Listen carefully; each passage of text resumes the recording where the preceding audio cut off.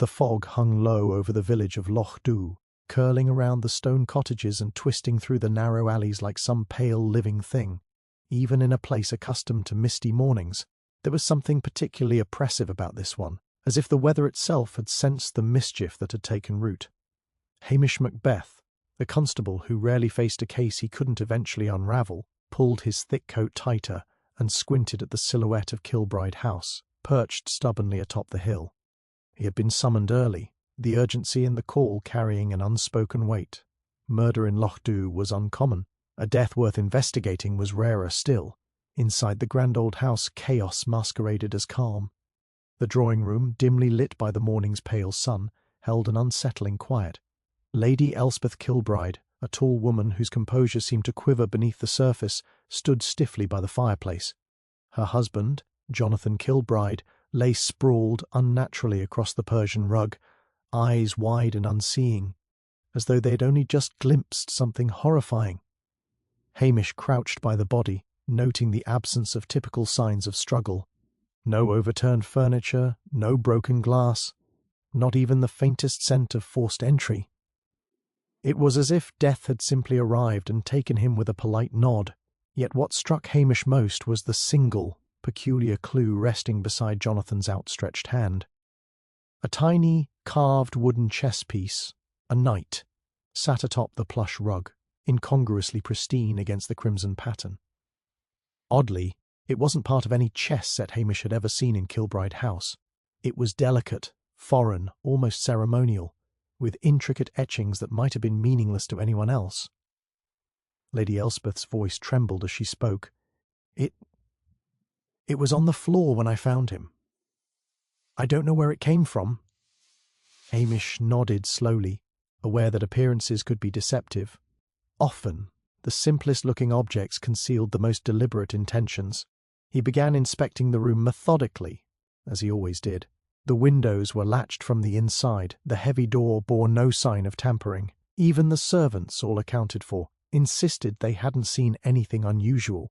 It was a house sealed in quiet terror, and yet Hamish sensed that the answer lay not in what had been disturbed, but in what had been left perfectly intact.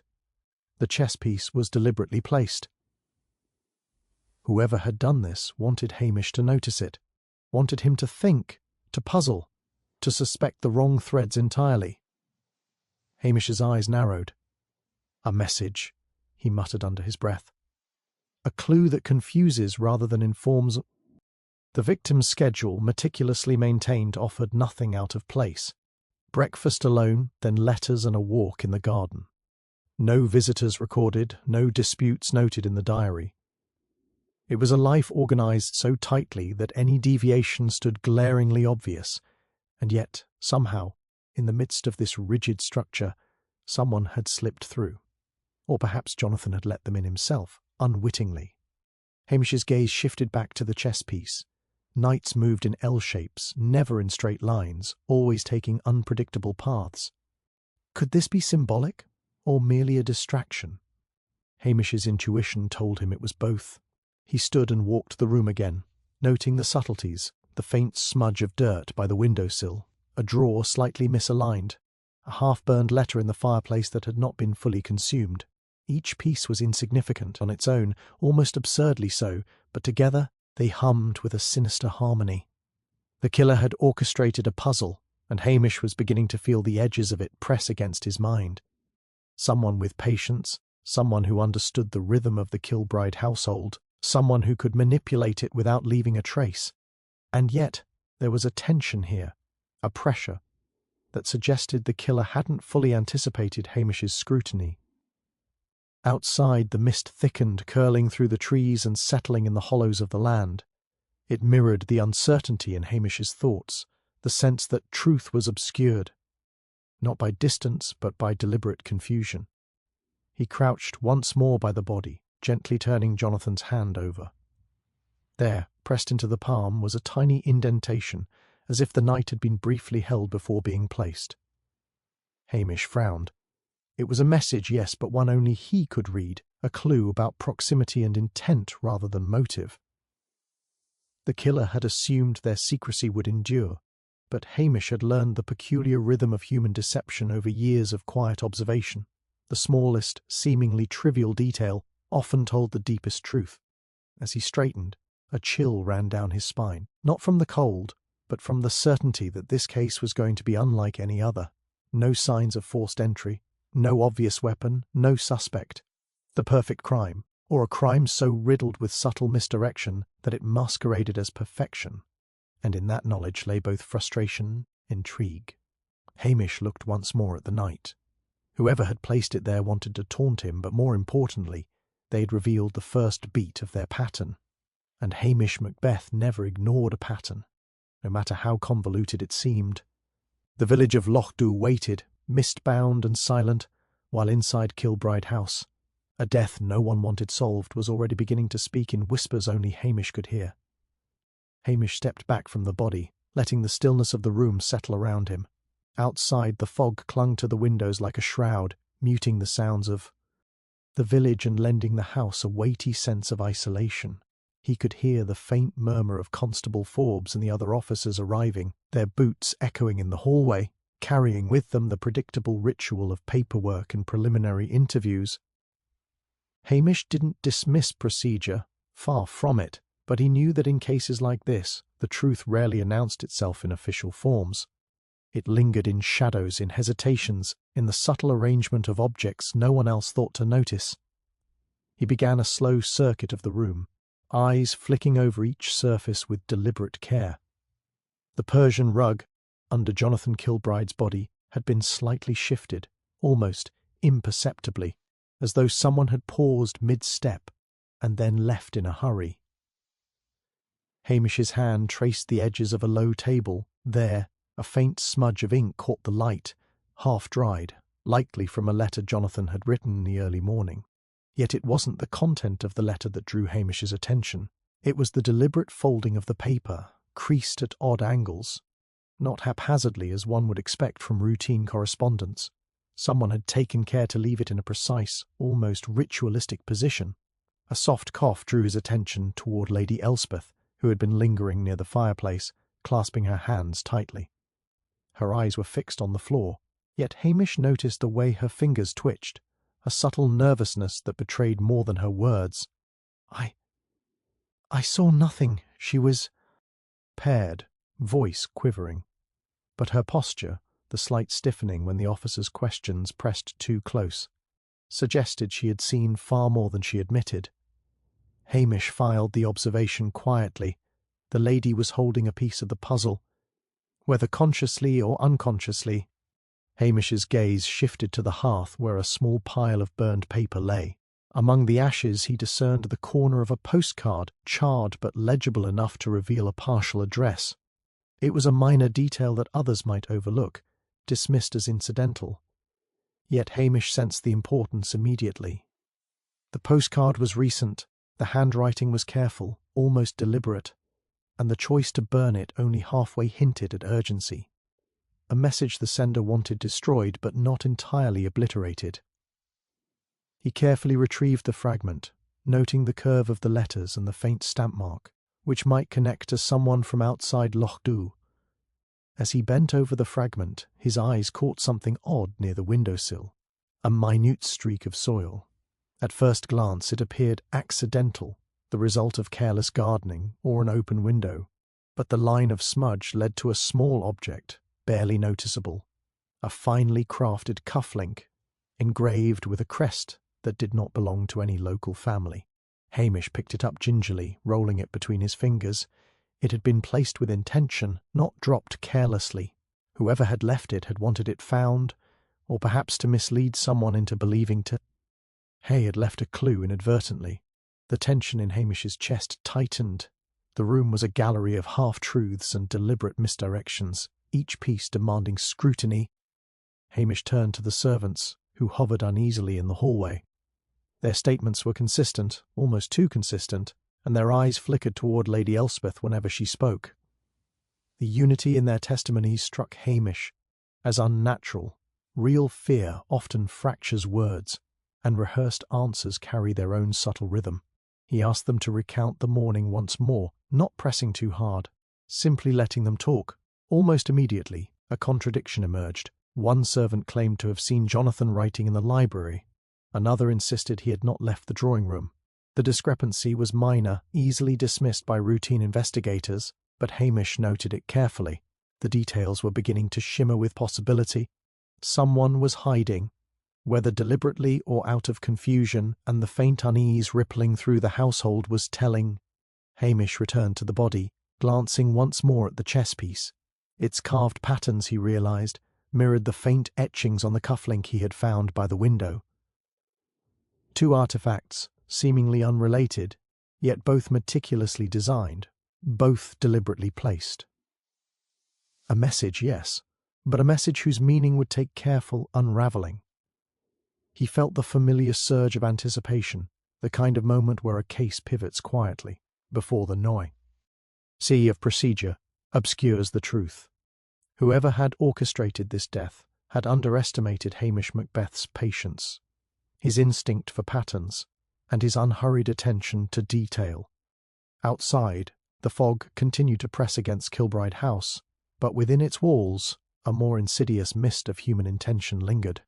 Every gesture, every object, every hesitation was a thread in a web that only Hamish could begin to map.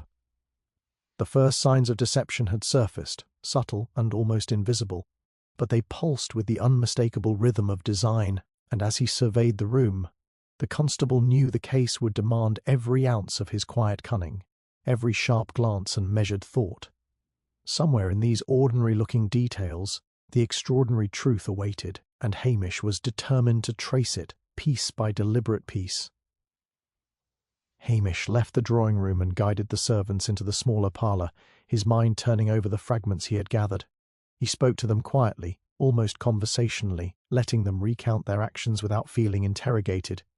At first, the stories were uniform, seamless almost to the point of suspicion. Forbes jotted notes diligently, satisfied with the apparent consistency. But Hamish's ears, attuned to nuance and the faint tremor of unease, heard the tiny discrepancies that the routine officer would overlook. One of the maids, a young woman named Fiona, recounted seeing Jonathan Kilbride in the library at 8:30, handling papers. Her eyes darted to the hearth as she spoke, and Hamish noted the tension in her shoulders. I thought he was alone," she added quickly, as though fearing she had said too much. Across the room, the butler, Angus MacLeod, contradicted her account with calm certainty. He did not leave the drawing-room until his walk in the garden, he stated, eyes fixed on the floor. There was no overt hostility between the two, but Hamish sensed the friction in their hesitation, the invisible line of loyalty and fear threading between them. He let them continue, observing their gestures as much as their words. Lady Elspeth was present but silent, her hands folded tightly in her lap, her gaze sliding from one speaker to the next. Hamish caught a fleeting shift in her expression when Fiona mentioned the library, a micro-expression that vanished before anyone could consciously register it. He made a mental note. Lady Elspeth was guarding something, perhaps intentionally, perhaps instinctively, but whatever it was, it had a purpose. Ext. Hamish turned to the gardener, a grizzled man named Dougal, who had been working near the window-sill where the soil streaks had appeared. "I saw nothing unusual this morning," Dougal said, his tone casual, but Hamish noticed a twitch in his eye, and the way his hands fidgeted with the trowel. He pressed lightly, asking whether anyone had come into the garden during the early hours. Dougal hesitated, then admitted, "Well, there was a figure, but it moved QBR." Ewick didn't linger. He couldn't describe the person clearly, only that the figure had brushed against the flower beds, leaving traces that matched the dirt Hamish had noticed. A simple observation, but it confirmed that someone had entered undetected, a possibility no one else had acknowledged. Hamish watched the reactions carefully, sensing which accounts were carefully polished and which betrayed underlying unease. The maid seemed overly eager to please, her words smooth and compliant, too precise to be natural. The butler, conversely, withheld small details, his loyalty to the family perhaps tempering his truth. And Lady Elspeth, her silence spoke volumes, but only in the context of the other statements. Patterns were emerging, faint but distinct, like threads in a half-woven tapestry. He returned to the chess piece and cufflink, holding them subtly as he questioned the household further. "Did either of you notice anything missing? Anything out of place?" he asked casually. The question drew little attention, yet each person reacted differently. Fiona hesitated, then shook her head, lips pressed tight. Angus's jaw tensed, and he glanced briefly toward Lady Elspeth, as if silently warning her. The subtle interplay of gestures, glances, and omissions was far more telling than the spoken words. Hamish understood the room as one might read a map. The landmarks were familiar, but the paths between them concealed hidden currents. When Lady Elspeth finally spoke, her voice was mere, short, almost brittle. "Jonathan, he received letters," she said slowly, eyes distant. "Some were concerning." Her hands trembled slightly as she adjusted the folds of her dress. Hamish noted the hesitation, the weight behind her careful phrasing. He sensed she was revealing enough to be honest without exposing too much. The letters might explain the partially burned fragment he had discovered, hinting at motives lying outside the immediate household. By the time the questioning concluded, Hamish had a clearer sense of the tension threading through Kilbride House. Each witness had revealed fragments of truth, carefully framed to protect themselves or someone else. The contradictions were minor, almost imperceptible, yet they illuminated hidden patterns of fear, loyalty, and deception. One story suggested Jonathan had been alone, another hinted at visitors, fleeting but purposeful. Some participants sought to cooperate too eagerly, others withheld the smallest details, and in each subtle reaction lay a shadow of intent. Hamish leaned against the windowsill, observing the interplay of human behaviour, his mind mapping the web of half-truths. The room was still, save for the occasional murmur or shifting of feet, yet the atmosphere buzzed with unspoken revelations. Every hesitation, every micro-expression, every carefully chosen word was a thread leading toward the unspoken truth behind Jonathan Kilbride's death. The deception was present in layers, intricate and deliberate. Hamish Macbeth was patient, and he knew that if he followed the threads carefully, the pattern would eventually reveal itself. And somewhere among these carefully constructed lies, the identity of the killer, or at least the next step toward it, was waiting quietly, almost daring him to see it. Hamish spent the next hour moving silently through the house, retracing Jonathan Kilbride's steps as best he could. Each room offered its own whispers of the man's life. The library, with papers stacked in meticulous disorder. The study, where ledger books hinted at transactions beyond the ordinary. The garden, where the soil bore faint impressions of hurried movement. The more Hamish observed, the more he realized that the murder could not be reduced to a single motive. Greed, resentment, and unspoken rivalries all seemed to ripple beneath the polished surface of Kilbride House. He returned to the parlour, where the household gathered again, quieter now, their earlier tensions simmering into wary anticipation. Hamish began by addressing Lady Elspeth directly, noting how her posture, though controlled, betrayed both concern and subtle calculation. "Lady Elspeth," he said softly, "I need to understand the pressures Jonathan might have been under recently. Were there disputes, financial or otherwise, that you can tell me about?" She hesitated, her gaze flicking to Angus, then to Fiona, before settling back on Hamish. "Jonathan, he had business partners," she said finally. "Some disagreement. Yes, some of them bitter." Her voice dropped, but nothing I imagined would escalate to this. The mention of disputes opened a door Hamish had already sensed. Jonathan's ledgers, which he had glimpsed in the study, hinted at investments gone wrong, sums borrowed and lent, and promises made under duress. Money, as always, could be a corrosive influence. But Hamish also considered the more personal pressures, Jonathan's relationships within the household, the subtle hierarchies of service, loyalty, and jealousy. Every person in Kilbride House had been part of the daily dance, each with reasons to resent, envy, or fear him. He spoke to Angus the butler, who had long been a fixture in the family's life. Angus's steady hands and careful speech suggested loyalty, yet there was a faint tension in the way he described Jonathan's interactions with the servants. He expected, Angus began, pausing as if choosing his words. He expected obedience, absolute, unquestioned obedience. Some of the others, they chafed quietly. Hamish nodded, filing this detail alongside the others. Quiet resentment could fester, sometimes leading to acts that seemed unimaginable to an outsider. Fiona, the maid, had been eager to cooperate, almost too eager, and Hamish sensed the underlying currents of fear and hope in her words. She spoke of arguments overheard, of frustrations she had seen simmering between Jonathan and certain associates. He could be cruel when annoyed, she admitted, not to everyone, but to those who displeased him. There was no accusation, only a faint trail of insight that might illuminate motive if connected carefully to other threads. Then there was the matter of external pressures. The partially burned postcard fragment hinted at correspondence outside the household. Hamish considered the possibility of a visitor, a creditor, a rival, or even someone from Jonathan's business circle. Each detail added another layer to the already tangled web of motives. He began mapping connections quietly in his mind. Lady Elspeth, managing social and familial expectations. The servants, constrained by hierarchy and personal loyalty. External figures, holding financial leverage or personal grudges. Every individual intersected with Jonathan in ways that could justify anger, fear, or revenge. Hamish returned to the chess piece and cufflink, symbols so deliberately placed, and considered their significance in the maze of motive. Were they warnings, tokens, or misdirections?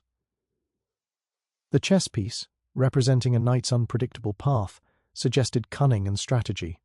The cufflink, with its foreign crest, hinted at connections beyond Loch Dhu, perhaps even rivalries that stretched outside the familiar village landscape. Motive, Hamish realised, was not linear. It was a mesh of intersecting interests, hidden resentments, and deliberate manipulations.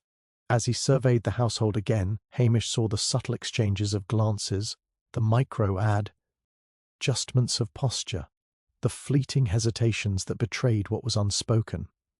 Each person, he knew, held pieces of the puzzle, yet each also had reasons to distort, hide, or selectively reveal their truth.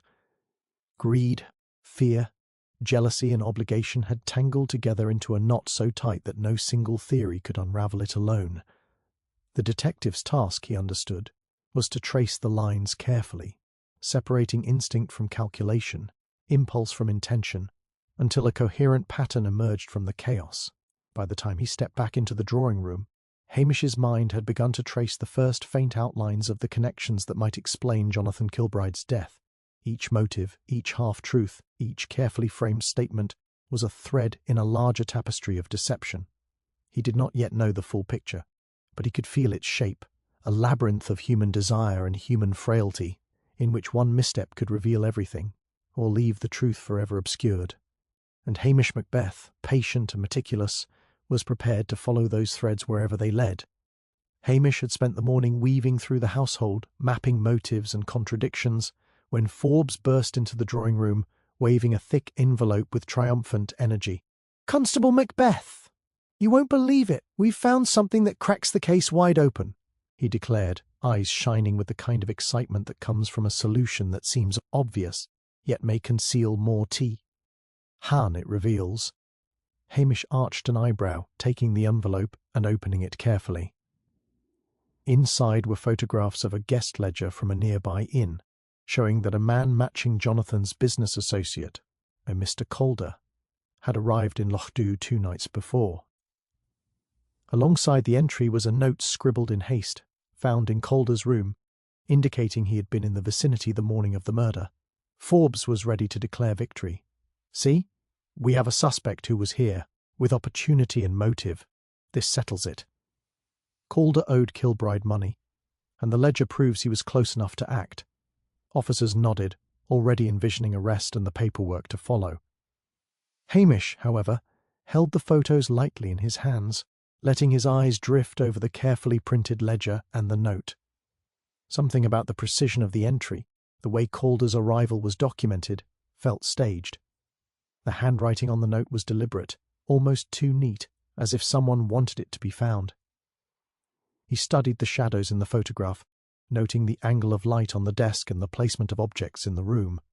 It was the kind of evidence that screamed authenticity on the surface, yet whispered of orchestration beneath. He raised a hand gently. "Forbes, we need to be cautious. Opportunity and motive alone don't tell the full story. The ledger and note could be a setup, a diversion intended to make someone appear guilty, while the true perpetrator remains elsewhere." Forbes frowned. "You." Unable to see past the apparent breakthrough. "But Macbeth, this is solid.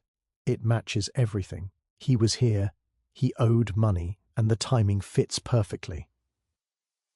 Hamish's gaze didn't leave the photos. Yes, it fits. Too perfectly, in fact. Real life rarely aligns so tidily. Remember the chess piece, the cufflink, the partially burned letter. The patterns in Kilbride House suggest someone far more deliberate than a spur-of-the-moment act. The first suspect we pin down may not be our killer. Forbes hesitated, clearly torn between the rush of resolution and the subtle warning in Hamish's tone. Hamish placed the envelope on the table and leaned back, considering the broader picture. The household was still restless. Lady Elspeth moved quietly near the windows, her hands fidgeting with the edge of her shawl, while Fiona and Angus exchanged glances that betrayed careful calculation. Nothing in their behaviour suggested relief at the notion of an outsider being the culprit, only a muted tension that seemed to acknowledge, silently, that the danger had not yet passed. As the day wore on, Hamish returned to the drawing-room repeatedly, examining the details that no one else had noticed. The chess piece still sat on the rug, its carved patterns sharp under the waning light. The cufflink remained on the windowsill, faint soil streaks tracing a path to where someone had crouched unnoticed. Each object, each small anomaly, whispered that the crime had been orchestrated with foresight. The ease, with which Calder could be painted as guilty struck Hamish as intentional, a false trail laid with care. He spent time retracing Calder's movements, verifying the inn's ledger, and speaking briefly to staff, all the while observing the reactions of the Kilbride household. Nothing in Calder's behaviour suggested a man desperate or capable of executing a perfectly hidden murder. And yet, the authorities' enthusiasm grew with each corroborated detail, eager to celebrate the neat resolution. Hamish watched it with a mixture of patience and quiet scepticism, knowing that the most dangerous criminals often hide in plain sight, while others take the credit for discovery. By evening, Forbes was already preparing to leave for Inverness to detain Calder, convinced the case was solved. Hamish paused him in the hallway. "Let them go if you wish, Forbes," he said softly, "but the threads in this room don't end with Calder. Someone remains here watching, waiting. And the moment we declare victory, that person will have the advantage. I cannot yet say who, but I can feel the shape of their intent." Forbes hesitated, clearly frustrated, yet he sensed the conviction behind Hamish's words. Hamish returned to the drawing-room alone, standing in the dim light that filtered through the misted windows. The objects, the slight inconsistencies, the patterns of behaviour, they all pointed to one conclusion. The real criminal had orchestrated a performance designed to mislead, using the predictable eagerness of others as a smokescreen. The victory the authorities celebrated was a false one, a hollow triumph that concealed the truth still waiting in the shadows. Hamish's mind traced the outlines of the web once more, patient, methodical, unhurried, knowing that every deception carried a signature. And somewhere in the quiet house, the person who had set the stage so meticulously moved, calculating, confident that the next act would unfold without interruption, unless Hamish Macbeth intervened. As the evening shadows lengthened across Kilbride House, Hamish found himself drawn back to the study, the room of quiet order where Jonathan had spent so many hours.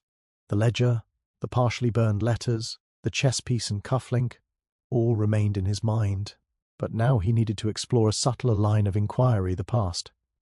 Hamish had long learned that the present often masks the echoes of what came before, that old grudges, forgotten debts and buried secrets had a way of resurfacing when least expected. He began leafing through Jonathan's correspondence more carefully, examining envelopes and postmarks he had previously overlooked. Many were mundane, but one, yellowed and tucked beneath a stack of papers, caught his eye.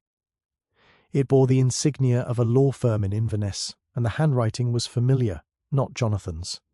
The letter itself was decades old, a meticulous account of a legal dispute involving a property in the Highlands, a disagreement between two families over inheritance. Ha!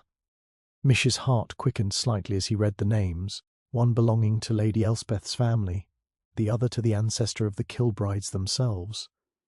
It was a dispute that had long been resolved, the records in the archives confirming the settlement, yet here it was, preserved in Jonathan's papers, annotated with faint notes in his hand. Hamish noted the tension in the writing, a subtle indignation that suggested Jonathan had never fully forgiven the outcome. The old feud had lingered quietly, shaping attitudes and alliances in ways that were invisible to the casual observer. It explained the meticulousness, the sense of lingering caution that seemed woven into Kilbride House, and perhaps hinted at why someone might act now, years later, to settle a debt or exact revenge. Hamish next turned his attention to the servants, quietly observing interactions and expressions as he moved through the hallways. Fiona lingered near the staircase, her hands busy with a polishing cloth, yet her eyes flickered whenever Lady Elspeth passed. Angus, ever composed, showed a subtle tightening around the jaw when Jonathan's study was mentioned.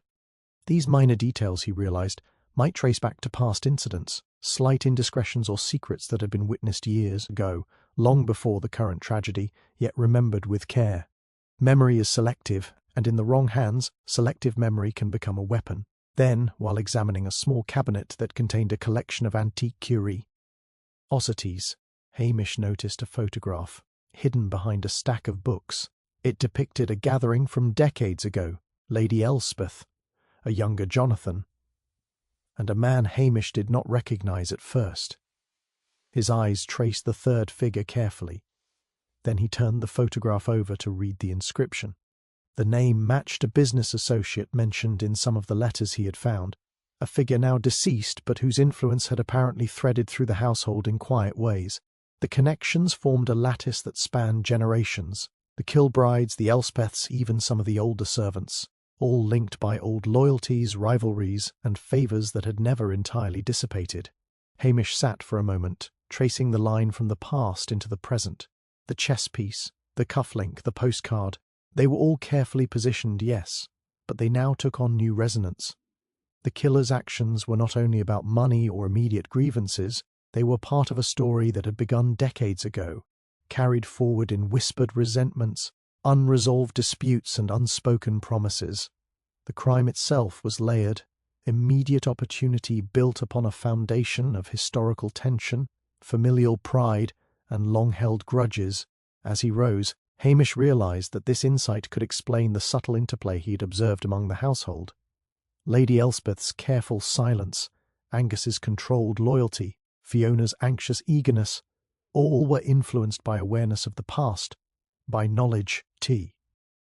Certain truths were dangerous if revealed. The murder was not an isolated act. It was the culmination of a continuum, a calculated response to a chain of events stretching back to the disputes, alliances, and secrets of generations. Hamish returned to the drawing-room, letting the weight of the past settle over him as he observed the household once more. The mist outside thickened, curling around Kilbride House, mirroring the layers of secrecy and half-truths inside. He could see the outlines of the web now, motivations tangled across decades, opportunities shaped by the households, routines, and a killer who understood both. And in that realization, Hamish felt the familiar thrill of anticipation. The past had whispered its secret, and the present held the key to uncovering the truth. All that remained was to trace the threads with care, to follow the echoes of long-forgotten events into the decisive moment when the killer could no longer remain in the shadows. Hamish spent the following morning quietly reviewing the fragments of evidence that had so far defied easy interpretation. The chess piece, the cufflink, the postcard, the half-burned letters, they were all deliberate, all carefully placed, and yet each seemed designed to mislead. He knew that to draw out the truth, he would need more than standard questioning. He needed a method that would force the guilty party to reveal themselves without overt accusation. Hamish had long relied on observation and subtle psychological pressure, and today he intended to put both to work. He called the household together in the drawing-room, requesting that they participate in a small exercise framed as a test of memory and attention. "I want each of you to describe the morning of Jonathan's death," he said, his voice calm, almost conversational. "I will be asking questions about minute details, things most people overlook. Not for blame, simply to reconstruct the sequence of events as clearly as possible." There was a brief hesitation, then nods of agreement. Lady Elspeth, Fiona, and Angus settled in their chairs, each watching him with varying degrees of suspicion and curiosity. Hamish began with simple, innocuous prompts. The colour of the sky that morning, the sequence of Jonathan's movements, the position of objects on the side table. Most answered readily, speaking in rehearsed tones, almost as if they had anticipated the questions. But then he introduced a small, unconventional twist. He described the chess piece in the room and asked them to recount whether it had been in a different position at the time of discovery. Fiona hesitated, a faint blush creeping across her cheeks. It was just there," she said quickly. "I don't remember moving it." Hamish pressed gently, asking if she had noticed anyone else near it. The maid's eyes flickered toward Lady Elspeth, then back to Hamish, and her voice softened to a whisper. I think I saw Angus. He was near it for a moment, but She stopped abruptly, glancing at the butler. Angus's face remained controlled, but Hamish caught the smallest twitch at the corner of his mouth, a micro-expression that spoke of tension not entirely concealed. Hamish allowed the moment to linger, saying nothing, letting the implied observation settle like dust in the room. The silence pressed upon the household, and as the seconds stretched, the subtle cracks in composure began to show. Lady Elspeth shifted in her chair, hands tightening over her lap, her breathing slightly uneven. Hamish could feel the change, the first perceptible tremor in the carefully maintained masks they wore. He then introduced another element, carefully chosen to elicit reaction. He described a hypothetical scenario, a visitor entering the house, moving with the utmost discretion, leaving behind only a trace so subtle that it would almost be imperceptible. "If someone had done this yesterday," Hamish said, "would anyone have noticed? Or would it have been assumed nothing happened?" The question was framed casually, yet each word was calibrated to gauge instinctive responses rather than conscious thought. Fiona's hands trembled slightly as she replied, I suppose someone might have, but I didn't see anyone." Angus remained silent, though his eyes darkened with tension. Lady Elspeth's fingers unclenched slowly, her voice careful and measured. "I cannot say. I would have been distracted, I think," Hamish observed, not yet pressing, sensing that the hesitation, the micro-adjustments of posture and tone revealed more than their words. Finally, he focused on the partially burned letter, placing it gently on the table. He asked each of them to describe what they recalled seeing inside, even fragments. Angus's eyes momentarily flicked to the fire, then back to Hamish, and a faint tightening around his jaw revealed the first real crack in the armour of composure. He spoke cautiously, deflecting the question with generalities, and in doing so betrayed the careful concealment he had maintained until now. Hamish noted the precise moment, the brief lapse in confidence, the subtle alignment of gaze, the involuntary gesturing. The detective allowed the exercise to end there, stepping back and letting the room settle. He had not forced a confession, but he had created a mirror that reflected the inconsistencies within each participant. And in Angus, he had glimpsed a subtle truth, a hesitation, a small but significant deviation from practiced behaviour. That could only mean one thing. The unconsciously revealed detail, the almost imperceptible reaction to a psychological probe, had illuminated the faint outline of the deception he had been pursuing for days.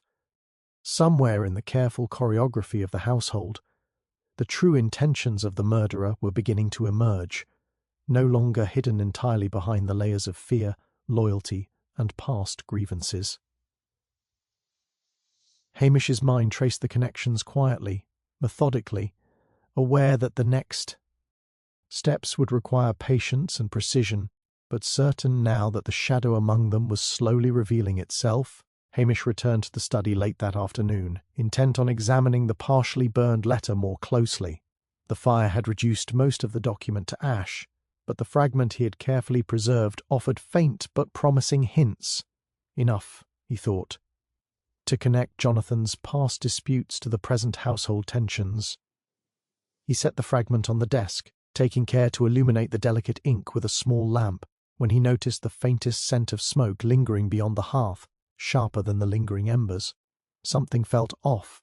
Forbes had gone back to Inverness to follow up on the Calder lead, leaving Hamish alone with the household. He methodically retraced the earlier interviews in his mind, mentally mapping motives and inconsistencies, when a sudden, almost imperceptible noise drew his attention. It was a soft scraping, a hesitant step, coming from the direction of the parlour. Hamish paused, listening, but the room remained still, the shadows of evening settling more densely. He returned to the desk and froze. The fragment of the burned letter was gone. Hamish's heart sank slightly, though he kept his expression controlled.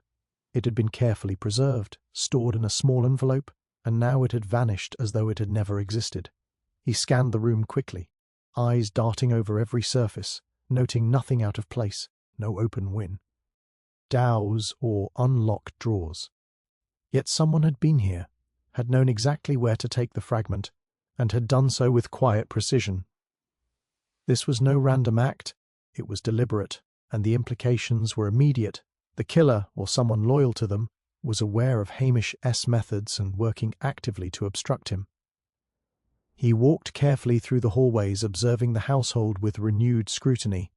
Lady Elspeth was in the drawing-room, reading a book that she pretended to engage with, yet her hands trembled ever so slightly as she turned a page. Fiona, the maid, appeared busy dusting, but her gaze flicked repeatedly toward the study, and Hamish noted the almost imperceptible tightening around her eyes. Angus, ever composed, maintained his posture, but seemed to have withdrawn further into himself, his movements measured and precise. Each of them was watching, reacting, calculating. Trust, Hamish realized, had become a fragile thing. He returned to the study, retracing his steps, examining surfaces and hidden corners. A faint smudge near the fireplace caught his attention, a trace of ash where none had been before. Perhaps someone had rifled through the papers, or even attempted to burn the fragment entirely, only to remove it at the last moment. Hamish's mind raced through possibilities, a hidden compartment, a secondary hiding place, an accomplice in the household.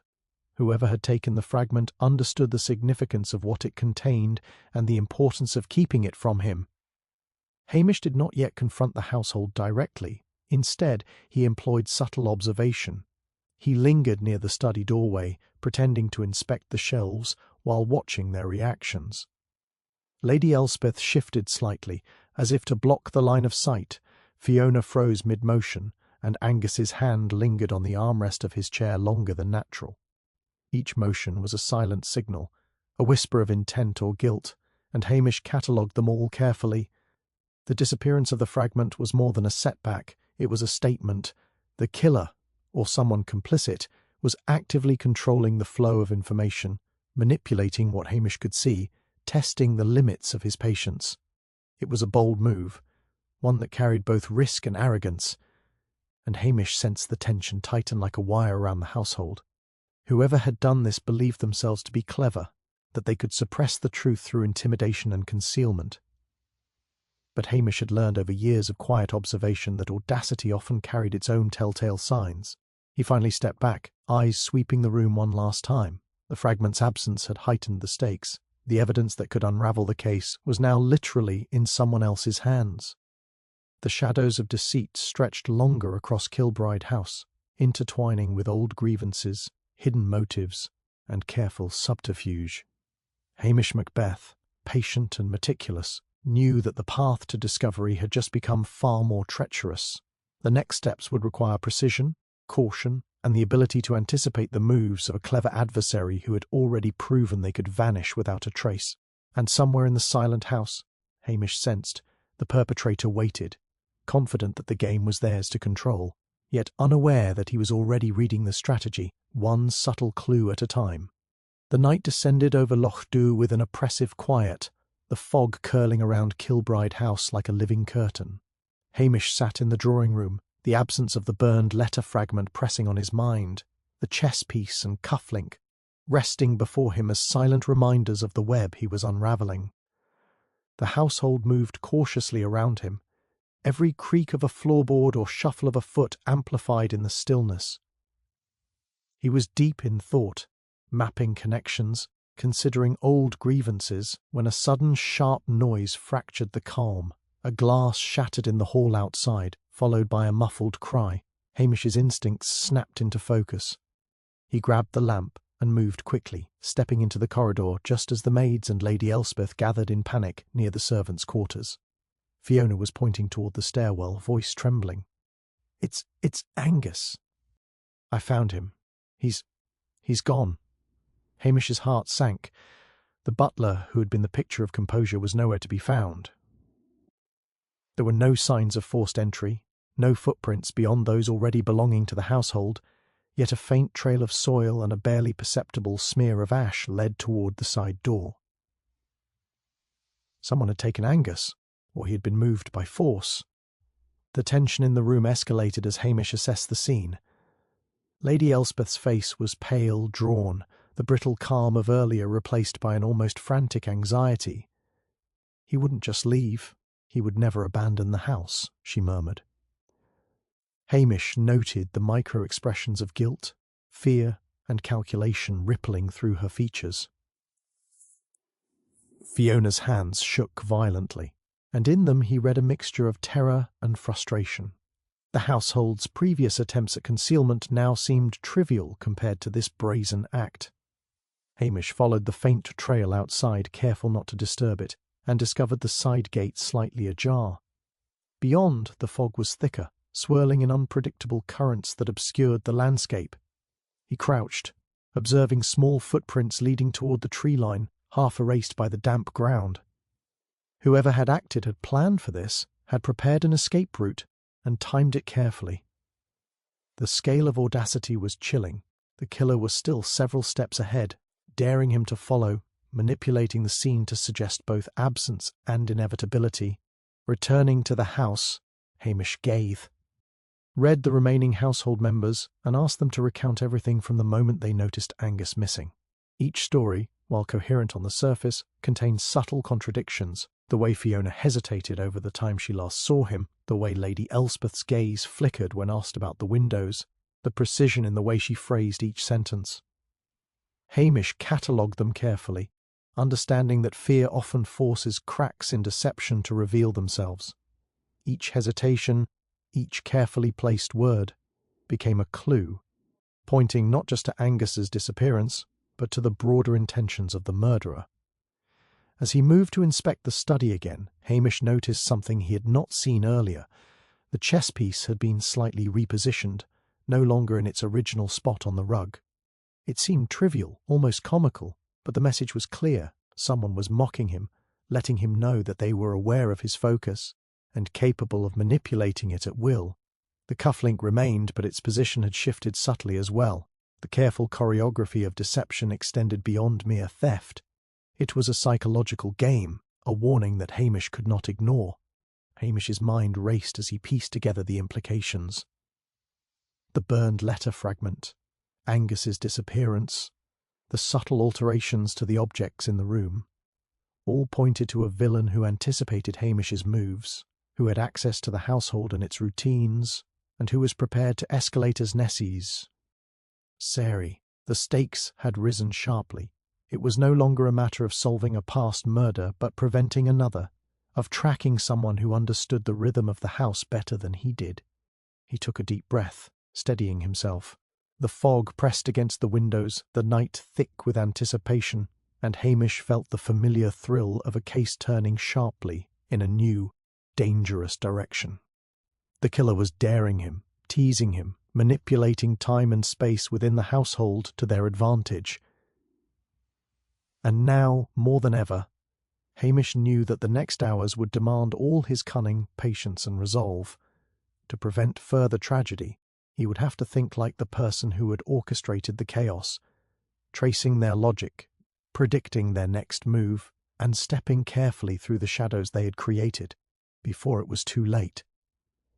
Hamish spent the rest of the night moving silently through Kilbride House, retracing steps, observing gestures, and noting the faintest inconsistencies in the household's behavior. The fog outside had thickened into a dense, almost impenetrable veil, and the house felt suspended in a tense, almost supernatural stillness. The disappearance of Angus weighed heavily on him, but Hamish knew that panic would accomplish nothing. He needed clarity, a thread that could unravel the carefully constructed web of deception. As he paced the drawing room, eyes flicking over the chess piece and the cufflink, something subtle caught his attention, a slight smud, G of ash, on the edge of the fireplace hearth. It had not been there the day before, and yet it was faint, almost imperceptible. He crouched, tracing it lightly with a finger, and felt the first spark of recognition. The ash's positioning suggested someone had crouched or leaned there while handling the burned fragment, and the direction of the smear indicated a hurried but deliberate movement toward the side door. The smudge was minor, easily overlooked, yet it connected the fragment's disappearance with Angus's vanishing. Hamish's mind traced the household's dynamics once more. The chess piece, with its carved patterns representing a knight's unpredictable moves, had been shifted after Angus disappeared. The cufflink had been nudged slightly, and the subtle reactions of Fiona and Lady Elspeth, as well as the micro-expression from Angus earlier, all suddenly began to form a coherent rhythm. The same person who orchestrated the initial murder, who had manipulated Calder as a false lead, had moved in precise sequences, leaving markers, testing reactions, and controlling perception. The pattern was there all along, hidden in what appeared to be trivialities, the placement of objects, the gestures of the household, the smallest hesitations in speech. A seemingly innocuous comment from Lady Elspeth during the morning's questioning suddenly resonated in Hamish's mind. She had remarked, almost offhandedly, about the way Jonathan had always arranged his letters in order of importance, CE, so nothing would be overlooked. It was a detail that had seemed mundane at the time, a reflection of Jonathan's meticulous nature. Now, in the context of the missing fragment and the manipulated chess piece, it suggested more. Whoever had committed the acts understood Jonathan's habits intimately, had observed the household closely, and used that knowledge to craft misdirection. The killer had operated within patterns already established, turning routine into a weapon. Hamish moved through the hallways, revisiting the scenes of the minor anomalies he had noted over the past days, the slight smudge on the windowsill, the alignment of the books in the study, the way the letter fragment had been removed with such care. Each detail, insignificant in isolation, now fit into a deliberate sequence. The ash, the objects, the gestures, they were markers, signalling not randomness but calculated intention. The pattern that had eluded him in the earlier chaos now revealed itself as a careful orchestration of perception, a choreography of truth and deception. He returned to the drawing room, eyes scanning the household once more. Lady Elspeth was seated quietly, hands folded in her lap, while Fiona moved about with careful, measured gestures. Each micro-reaction, each glance, suddenly had meaning. Hamish realized that the killer had been working not just against him, but against the entire household, shaping behavior, controlling attention, and exploiting familiarity. The realization was sharp and precise. The key to uncovering the murderer was to read the choreography of their actions, to follow the subtle rhythms they had imposed on the environment.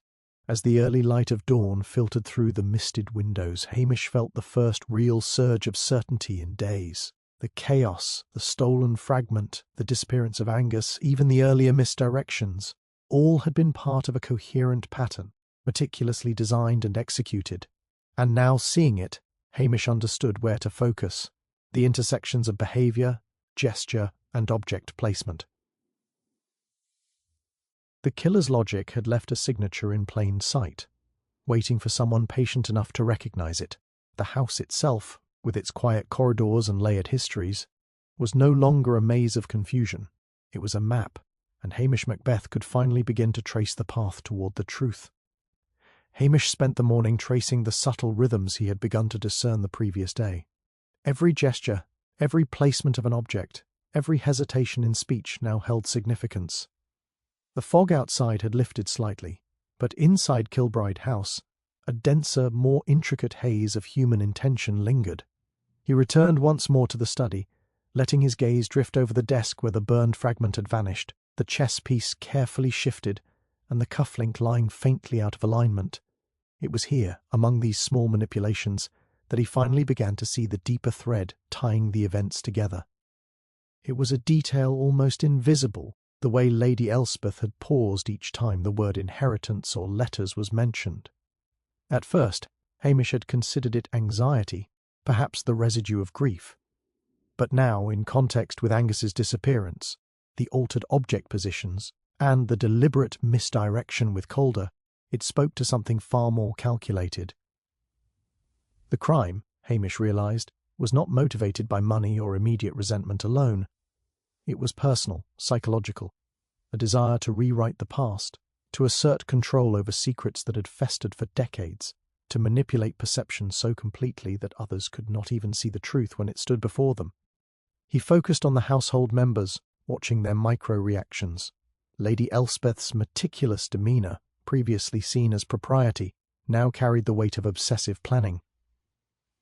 The way she had subtly positioned herself near the fire when he questioned the household earlier, the tension in her shoulders when Fiona had hesitated, the fleeting expression when the chess piece was mentioned, all pointed to a mind at work, orchestrating events with the precision of someone intimately familiar with both human behaviour and the environment she inhabited. Hamish began to trace her past, recalling the fragments of correspondence, the old photograph of the three figures decades ago, and the long-standing family feud over inheritance and status. Lady Elspeth had lived her life in quiet observation, her sense of purse, ownal justice shaped by old grievances and perceived slights. Jonathan's meticulous habits, combined with his control over the household and his ancestral pride, had become a target for her need to assert power, not through overt confrontation but through subtle, calculated manipulation.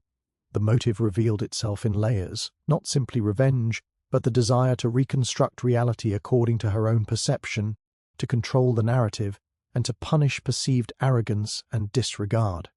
Hamish saw now that the staged disappearance of Calder, the careful manipulation of objects, the calculated intimidation of the household, and the vanishing of Angus were all pieces of a psychological design intended to unsettle and dominate, to make others doubt themselves while she remained hidden behind an illusion of propriety.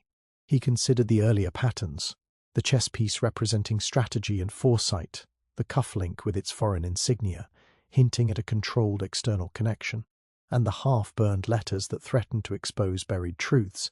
Each element was a fragment of a larger psychological puzzle. Lady Elspeth had used fear, perception, and knowledge of human tendencies as tools, testing reactions, watching for cracks, and manipulating them to advance her own agenda. Her mind had been trained, not by brute force or obvious malice, but by years of careful observation and subtle conditioning within the household. Hamish finally stepped closer, voice calm but delib. Irate. Lady Elspeth, it's clear that you've been controlling much of what's happened here. The letters, the chess piece, even Angus's disappearance. They were never about money or mere grievance. They were about power, about control, about shaping perception so that the truth would serve you and no one else. He watched her closely, noting the flicker of something, fear, recognition, perhaps even admiration for the precision of her own design. Her response was quiet, almost brittle. Jonathan, he believed he could manipulate everyone, control everything. He never saw the subtleties, the ways the mind can be guided without force. I merely corrected the balance, ensured that the truth aligned with what should have been understood long ago. There was no hesitation, no excuse. The confession was matter-of-fact, chilling in its clarity. She had acted not out of desperation or immediate gain, but from a deeply ingrained need to assert intellectual and psychological dominance, to craft reality according to her design. Hamish absorbed the revelation, his mind cataloguing the implications. The crime was a masterpiece of calculated human psychology, a study in manipulation, fear, and control. It was far more profound than a simple act of greed or revenge. It was the culmination of decades of careful observation and obsessive need to shape events, a cold, deliberate assertion of influence over everyone around her. And now, having seen the true motive, Hamish knew the final steps require to anticipate her next moves, protect the remaining household members, and untangle the web of manipulation she had spun so meticulously. The mind that had orchestrated these events had revealed itself, and the path to justice had never been clearer or more dangerous. Hamish spent the remainder of the morning preparing, moving quietly through Kilbride House and arranging the elements of a confrontation that would leave no room for misdirection. Every gesture, every placement of objects, every line of sight had to be precise. The trap relied not on brute force but on psychological certainty. He knew Lady Elspeth's mind intimately now, her need for control, her careful orchestration of perception, and her reliance on subtle cues to manipulate those around her. If he could present a situation in which she felt both observed and cornered, her own compulsions would force her hand. He asked Fiona to maintain the appearance of normal activity while he subtly shifted the positions of objects in the drawing room. The chess piece returned to its original spot, the cufflink placed neatly on the mantel, and the lamp angled so that every corner was illuminated. Nothing was out of place by accident. Every detail was calculated to suggest normalcy while exposing deviations. Then he invited Lady Elspeth into the room under the pretence of discussing the household arrangements following Jonathan's death. Her composed expression masked only a fraction of the tension he sensed. But Hamish could see the almost imperceptible tightening in her jaw, the flicker in her eyes when she glanced at the chess piece. "Lady Elspeth," he began, voice calm, deliberate. "We've had a curious series of events in this house, some expected, some highly irregular. There have been misdirected accusations, vanishing letters, and even a disappearance that has caused understandable concern." He allowed the words to linger, letting the room's silence emphasize their weight. And yet, when one observes closely, the pattern becomes unmistakable. He gestured toward the chess piece. Subtle manipulations, perfectly timed misdirections, and an intimate knowledge of everyone's habits. The orchestrator of these events has relied on others' assumptions, and those assumptions have nearly led to a false conclusion. Lady Elspeth's composure faltered slightly, her gaze drifting to the cufflink, then to Hamish. He continued, quietly precise. The burned letter fragment, Angus's disappearance, the apparent tampering of evidence. All part of a sequence designed to conceal, to distract, to test reactions. Yet, like every carefully arranged move, there is a trace, a signature of intention. The pattern is no longer hidden. I see it clearly now, and it points unmistakably to you. For a moment, the room held only the tension of recognition. Lady Elspeth's hands trembled faintly in her lap, her controlled breathing betraying the calculation that had previously masked every thought. Then she spoke, voice steady, but tight. "You think you understand me, Constable Macbeth. You see a pattern and you believe it explains everything. But one can never predict the full measure of human cunning." Hamish stepped closer, unflinching, aware of the subtle shift in the room's energy. "I don't need to predict it, Lady Elspeth. I've watched it unfold, step by deliberate step. Every hesitation, every repositioned object, every reaction has left a trail. The mind that orchestrated this was brilliant in patience and control, but it cannot outmaneuver observation when every move is mirrored, every intent anticipated." She rose suddenly, a spark of desperation flashing in her eyes, the first uncontrolled gesture she had made since the investigation began. "You will never prove it," she hissed, moving toward the side door as if to escape, her calculated calm finally giving way to instinctive fear. Hamish, however, anticipated the move. He stepped lightly, cutting off the path, his gaze fixed, calm, unyielding. "It's too late, Lady Elspeth. Every escape has already been considered, every reaction foreseen. Angus is safe, and the letters, the chess piece, the cufflink, they are all accounted for. Your control ends here." She paused, realizing the inevitability of the trap. Hamish's eyes, steady and patient, held the quiet authority that had guided him through the twists and misdirections of the case. The villain, brilliant and manipulative as she was, saw for the first time the futility of resistance. With a measured breath, she sank back into the nearest chair, the fight drained from her posture, the tension in the room shifting into a brittle stillness. "I suppose you've seen it all, then," she said finally, voice low, controlled, edged with surrender. "Every detail, every manipulation, laid bare." Hamish nodded, letting a moment of silence settle over the room before speaking. "Yes. The pattern, the motive, the methods, they were all visible to the patient eye. And now, with everything in plain sight, justice can proceed without deception." Lady Elspeth lowered her gaze, the mask of composure replaced by the recognition of exposure. The house, once a labyrinth of manipulation and hidden motives, had yielded its truth, and Hamish Macbeth, calm, composed and methodical as ever, had finally brought the intricate game to its decisive conclusion. The stillness that settled over Kilbride House after Lady Elspeth's surrender was almost palpable, a quiet punctuating the tension that had gripped the household for days. Hamish allowed the silence to stretch, observing the faces around him. Fiona, pale and shaken, yet relieved, Lady Elspeth herself, seated with a controlled resignation that Beryl. Why concealed her intellect?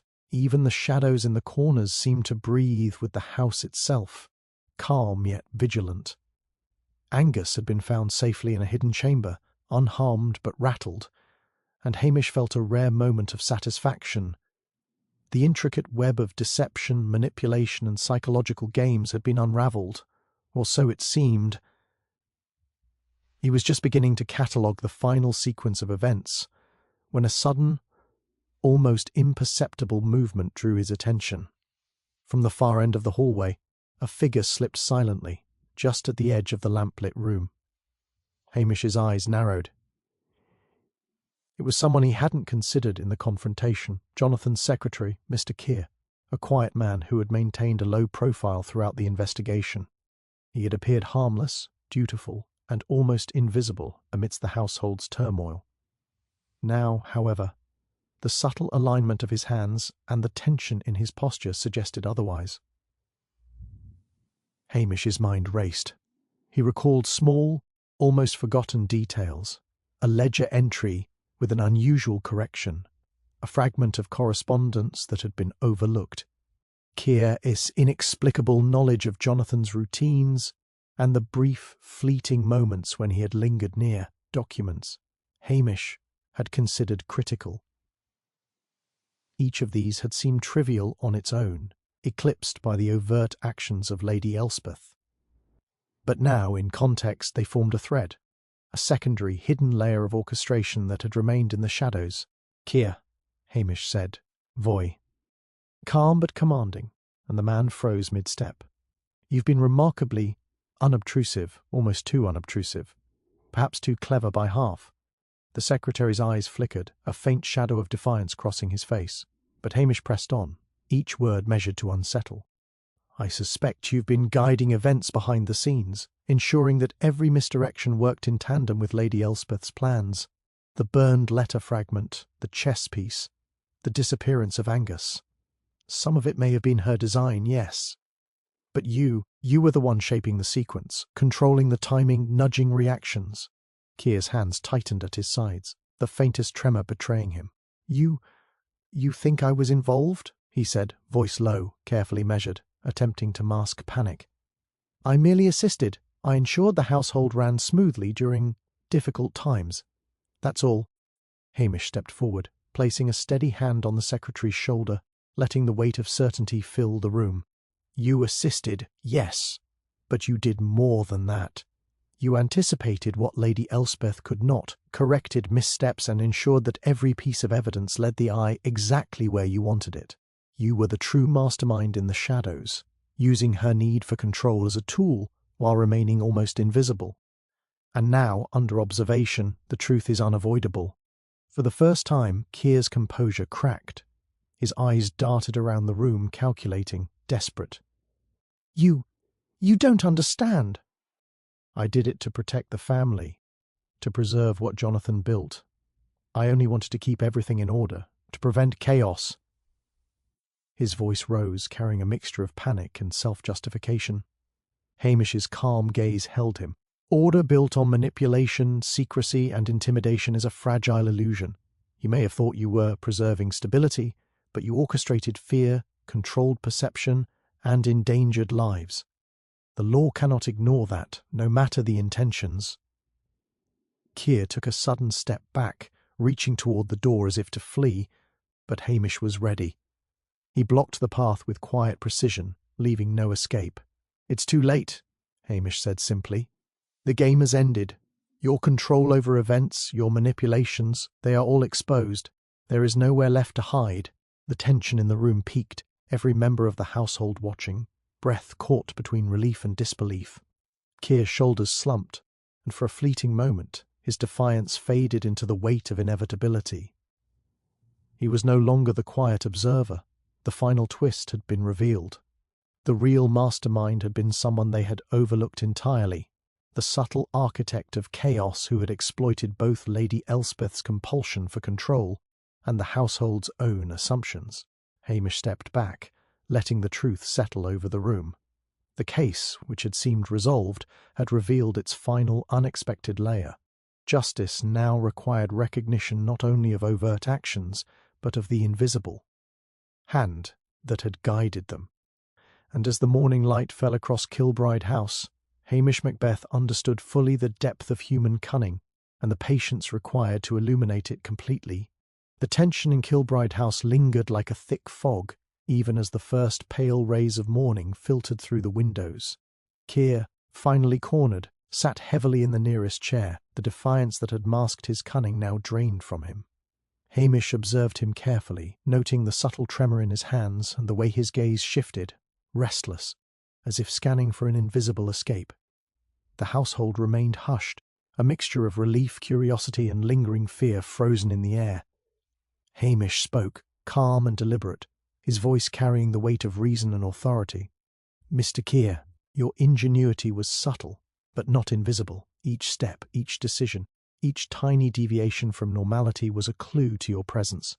The burned letter fragment, while it seemed a random act, was the first signal. It was you who handled it, moving it just enough to test reactions." The chess piece nudged slightly, the cufflink displaced. These were markers, not mistakes. They revealed a meticulous mind, one attuned to controlling perception and manipulating outcomes. Keir's shoulders stiffened slightly, though he remained seated, caught between the instinct to flee and the recognition of exposure. Hamish continued, allowing the narrative to crystallize. "Lady Elspeth acted out of a need for contra. Oh, yes, but she was guided by your interventions. When Angus disappeared, it was not merely a show of power. It was a test, a step in your sequence to ensure the household followed the rhythm you orchestrated. Each hesitation, each glance, every offhand remark became a node in your carefully constructed network of observation and manipulation. And yet the pattern was there, in plain sight, for someone patient enough to see it." He gestured to the subtle traces remaining in the room, the faint smear of ash along the hearth, the alignment of the books, the careful positioning of the lamp to illuminate every corner. The small details that seemed inconsequential were the very breadcrumbs that revealed your hand. You underestimated the value of the observer's patience, the ability to read beyond the immediate chaos and see the rhythm of intent. Every hesitation, every slight micro-expression, every calculated deviation from habit. The human mind is rarely perfect, Mr. Keir, and it leaves traces. You left too many. Keir finally exhaled, his voice quieter now, tinged with reluctant acknowledgement. I thought I could control it. That I was protecting the household from disorder. I never intended— Intentions are irrelevant to consequences, Hamish interrupted gently but firmly. Your actions endangered lives, manipulated perception, and extended the chaos. The law must account for the reality you created, not the justification you imagined. For a moment it seemed the case was closed. Lady Elspeth sat quietly, her features a mask of resigned understanding. Fiona's expression was one of tentative relief, and even Angus, still shaken, allowed himself a faint, grateful exhale. Hamish surveyed the room, satisfied that the primary danger had been contained. The invisible manipulations had been exposed, the hidden mastermind revealed, and the household, for the first time in days, could breathe. And yet, a subtle shift in the air reminded Hamish that even the most meticulous plans leave room for uncertainty. Keir's eyes, though fixed on the floor, flickered once toward a window, toward the dense woodland beyond, a fleeting thought of escape passing like a shadow over his expression. Hamish noted it quietly. No panic, only observation. The law might hold him for now, but the mind that had orchestrated such complex deception would remain a potential force, cunning enough to exploit opportunities if circumstances ever allowed. Hamish rose, walking slowly toward the hearth, tracing the faint lines of ash with a gloved finger. "Every crime leaves a signature," he said softly, almost to himself. "The burned letters, the misplaced objects, the subtle behavioral cues. They are all traces of intent. Most people overlook them, but they do not escape notice forever." The household exhaled collectively, some tension lifting but leaving behind an undeniable residue, the unsettling awareness that human cunning is rarely fully contained. Ed. Justice had been served, yes, the crimes exposed, the manipulations accounted for, but the edges of the case remained jagged, like shadows lingering at the corners of a room. Hamish knew that for every intricate deception uncovered, there would always be the potential for another, hidden just beyond perception, waiting for a patient mind to notice. And as he looked around Kilbride House, the chess piece and cufflink, once again perfectly aligned, Hamish Macbeth allowed himself a quiet, measured satisfaction. The case was closed, the patterns revealed, the manipulations exposed. And yet the lesson endured. In a world shaped by subtlety, observation is the greatest weapon, patience the sharpest tool, and the human mind, in all its complexity, never entirely predictable. The morning sun had climbed higher, spilling golden light across the damp earth surrounding Kilbride House. The fog that had clung so persistently to the loch was now lifting, revealing the contours of the hills and the glimmer of water beyond. Hamish walked slowly along the gravel path leading from the house, the crisp air filling his lungs. The household behind him moved about with a tentative return to routine. Fiona checking the windows, Lady Elspeth seated quietly with a blanket over her lap, and Angus tending to small chores, a shadow of tension still lingering in his shoulders. Justice had been delivered, the hidden manipulations exposed, and the immediate danger contained. And yet, Hamish could not shake the sense that the story was not entirely finished. As he walked, his mind replayed the case, tracing the intricate web of clues and misdirections that had brought him to this point. The burned letter fragment, the chess piece, the cufflink, the disappearance of Angus, the subtle manipulations of Keir, all of it now formed a coherent picture. Each piece had its place, each action a reason, each hesitation a signal. And yet, somewhere in the shadows of his memory, a small dissonant note persisted, a detail that had refused to fit neatly into the sequence of events. He paused at the edge of the path, peering toward the far tree line where the morning mist still clung to low branches. It was a scrap of paper, long overlooked in the drawer of Jonathan's study, that now returned to Hamish's mind, a fragment of a note written in Jonathan's hand but ending mid-sentence. It mentioned a meeting, a promise, and someone referred to only by initials. At the time, Hamish had considered it incidental, a mundane remnant of correspondence, but in the broader context of the murders and manipulations, it now felt like a whisper from the past, hinting at connections beyond the immediate household. A minor detail, yes, but one that suggested the possibility of another thread yet untangled.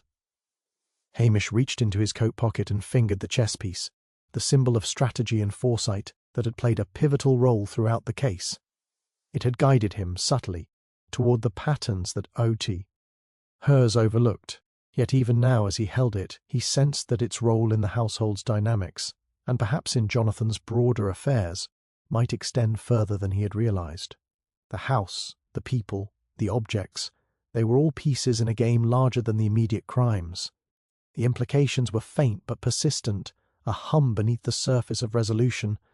He continued walking, the gravel crunching softly beneath his boots, and glanced back at the windows of Kilbride House. A flicker of movement caught his eye, a shadow crossing the upper floor, briefly visible in the reflection of glass. It could have been nothing, a trick of the light, a servant moving about. Yet Hamish, instincts, honed over years of patient observation, whispered otherwise. There was always another layer, another observer, another story waiting to emerge.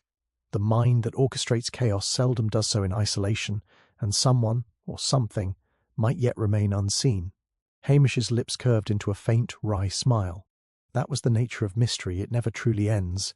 Even when the visible threads are gathered, when justice is seemingly served, when patterns are discerned and motives revealed, there are always fragments left behind, hints, whispers, and small anomalies that demand attention. Some might dismiss them, others, like Hamish, follow them quietly, knowing that curiosity and patience are the instruments of discovery. As he reached the edge of the estate, the path leading into the hills and a lawn, "Gee the loch!" Hamish paused one final time. He inhaled deeply, the scent of wet earth and pine filling his senses, and allowed himself a moment of satisfaction tempered with anticipation. Kilbride House had yielded its secrets, its intricate deceptions unravelled, yet a minor detail remained elusive, a note, a shadow, a whisper of unfinished business. With a quiet step he moved forward, leaving the estate behind, yet carrying the subtle echoes of the case in his mind. The chess piece, and the faintest traces of the burned letter, remained vivid in his memory, reminders that even resolved mysteries can harbour secrets, and that a detective's work is never truly done. Somewhere beyond the hills, beyond the loch, perhaps another puzzle waited, quietly shaping itself in the shadows, ready for the patient eye that would notice, follow, and reveal it. And Hamish Macbeth, with his calm precision and unwavering attention, would be there, ready to see what others had overlooked, to uncover what others had dismissed, and to ensure that no secret, however subtle, remained hidden for long.